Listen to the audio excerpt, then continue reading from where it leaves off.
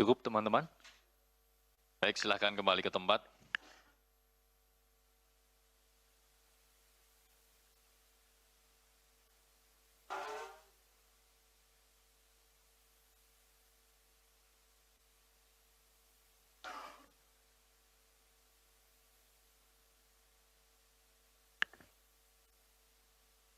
Baik teman-teman media, kita akan lanjutkan kepada Bapak Mungki. Kami persilahkan untuk menjelaskan terkait dengan kegiatan tertangkap tangan dugaan tindak pidana korupsi, penerimaan hadiah atau janji terkait dengan pengadaan barang dan jasa, serta penerimaan lainnya atau gratifikasi di lingkungan pemerintah Kabupaten Lampung Tengah. Kepada Pak Mungki kami persilahkan. Terima kasih Mas Budi. Bismillahirrahmanirrahim. Assalamualaikum warahmatullahi wabarakatuh. Selamat siang, salam sehat untuk kita semua.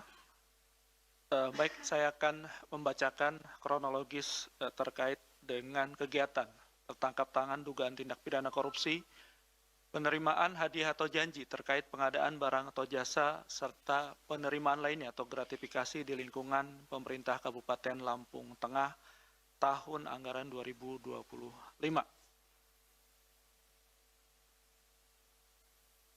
Baik, pertama, sektor pengadaan barang dan jasa atau PBJ menjadi salah satu area yang mempunyai kerawanan tinggi terjadi praktek korupsi.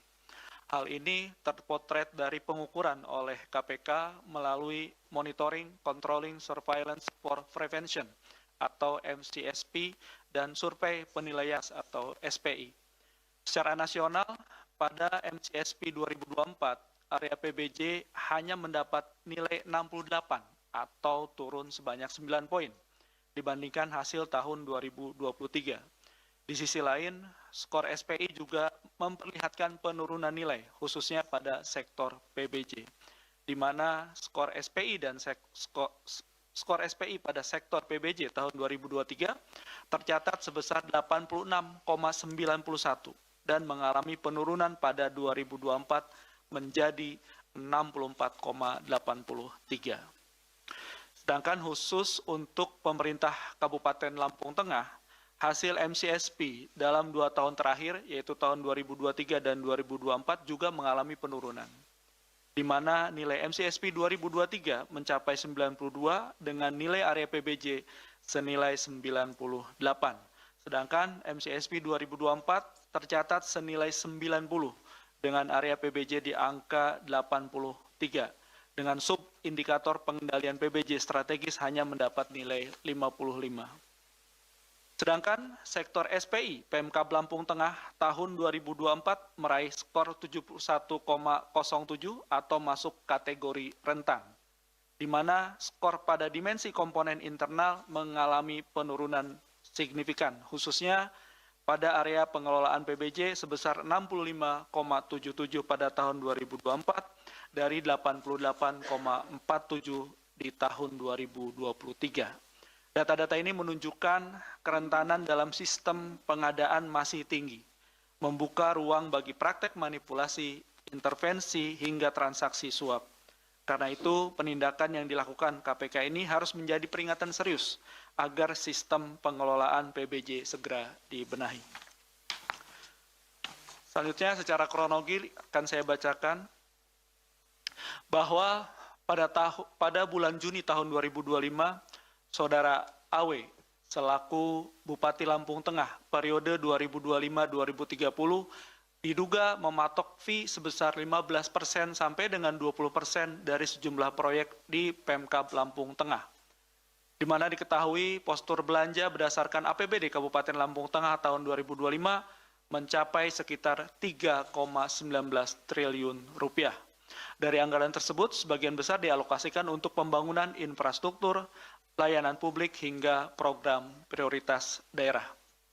Bahwa sebelumnya, pada bulan Februari sampai Maret 2025, pasca dilantik menjadi Bupati Lampung Tengah, AW memerintahkan Saudara RHS selaku anggota DPRD Lampung Tengah untuk mengatur pemenang PBJ di sejumlah SKPD Lampung Tengah melalui mekanisme penunjukan langsung di e-katalog. Adapun rekanan atau penyedia barang dan jasa yang harus dimenangkan adalah perusahaan milik keluarga atau milik tim pemenangan AW saat AW mencalonkan diri sebagai Bupati Lampung Tengah periode 2025-2030.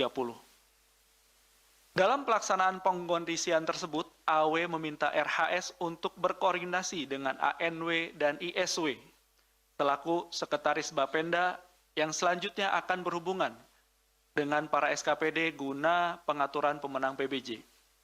Atas pengkondisian tersebut, pada periode Februari sampai dengan November 2025, AW diduga menerima fee senilai 5,25 miliar rupiah dari sejumlah rekanan atau penyedia barang dan jasa melalui RHS dan RNP selaku adik Bupati Lampung Tengah.